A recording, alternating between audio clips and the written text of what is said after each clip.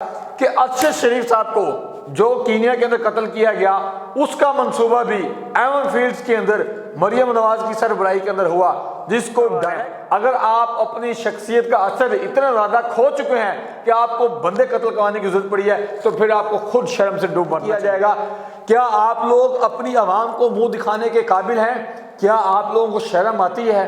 یہ سارے سوالات میرے آپ لوگوں کے اوپر پینڈنگ ہیں۔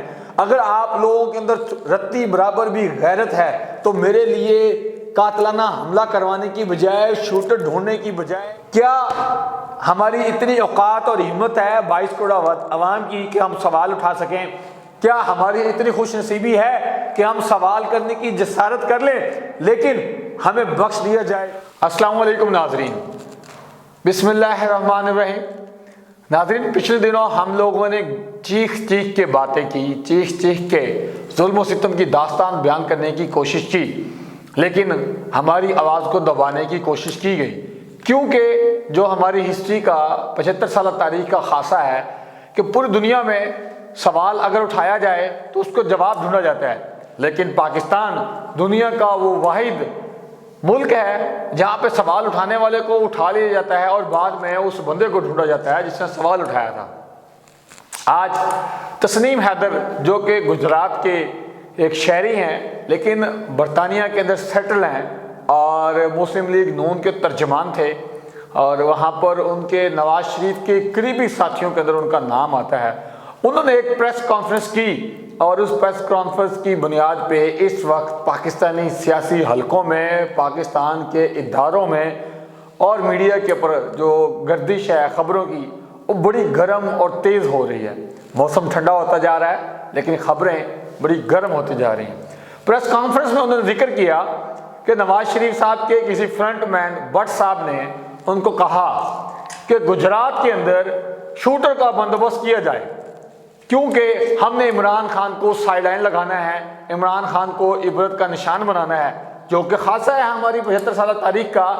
لیاقت علی خان سے لے کے اب تک جتنے بھی وزرائے اعظم گزرے ہیں سوائے نواز شریف کے، جتنے بھی وزرائے اعظم آئے ہیں یا تو وہ جہاز کریش میں مارے گئے ہیں یا ان کو پھانسی پہ لٹکا دیا گیا ہے، اگر ان دونوں صورتوں سے بچ بھی گئے ہیں تو ان کو گولی سے اڑا دیا گیا ہے۔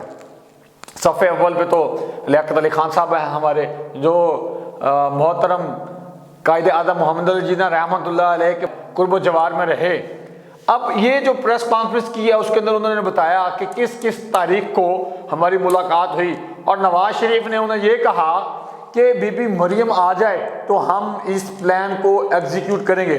تسنیم حیدر صاحب نے جب انکار کر دیا تو انہوں نے اس کو یہ میسج دیا کہ تمہارے انکار کرنے کے باوجود ہم نے گجرات کے اندر نیو شوٹر کا بندوبست کر دیا ہے، اور انہوں نے برطانیہ کی جو پولیس ہے ان کو بھی انفارم کیا ہے، اور بیسیکلی انویسٹیگیشن کے اندر اسکاٹ لینڈ یارڈ پولیس جو ہے وہ بڑا اہم کردار ادا کرتی ہے۔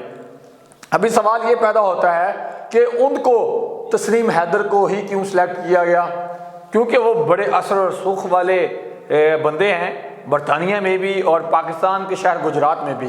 پھر انہوں نے یہ بھی ذکر کیا کہ ارشد شریف صاحب کو جو کینیا کے اندر قتل کیا گیا اس کا منصوبہ بھی ایون فیلڈز کے اندر مریم نواز کی سربراہی کے اندر ہوا، جس کو ڈائریکٹ جو ہے وہ لیڈ کر رہے تھے وہ میاں محمد نواز شریف صاحب ڈیل کر رہے تھے۔ میاں صاحب اگر آپ نے حکومت کرنی ہے تو آپ حکومت کریں، بندے کیوں قتل کروا رہے ہیں؟ اگر آپ اپنی شخصیت کا اثر اتنا زیادہ کھو چکے ہیں کہ آپ کو بندے قتل کروانے کی ضرورت پڑی ہے تو پھر آپ کو خود شرم سے ڈوب مرنا چاہیے۔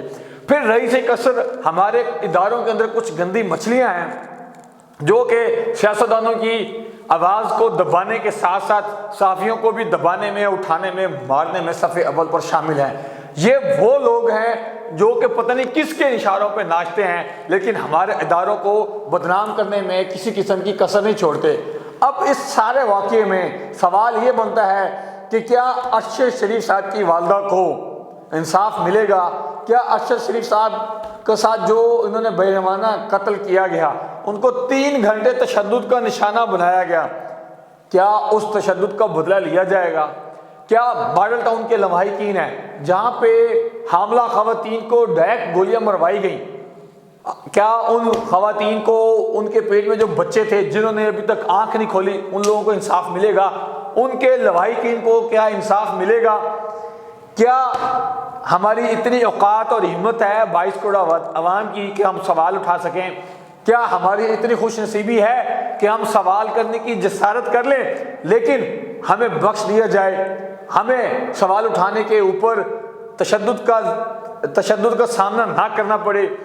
کیا یہ ممکن ہے کہ ارشد شریف کی والدہ جو رو رو کے جن کا برا حال ہو چکا ہے، جن کے آنسو خشک ہو گئے ہیں، کیا ان کو انصاف ملے گا؟ کیا ان کی والدوں کی آہیں جو ہے وہ عرش تک نہیں پہنچے گی؟ کیا ان کی آہوں کے بدلے آپ لوگوں کو اس دنیا کے اندر ذل و خوار نہیں کیا جائے گا؟ کیا آپ لوگ اپنی عوام کو منہ دکھانے کے قابل ہیں؟ کیا آپ لوگوں کو شرم آتی ہے؟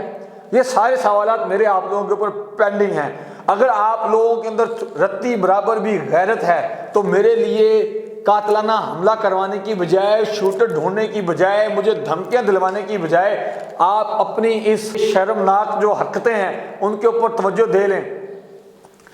میرے لیے آپ بندوبست کریں، میرا گلا دبائیں گے، مجھے دھمکیاں دلوائیں گے انٹرنیشنل نمبر سے یا کسی VIP نمبر سے تو کیا ہوگا؟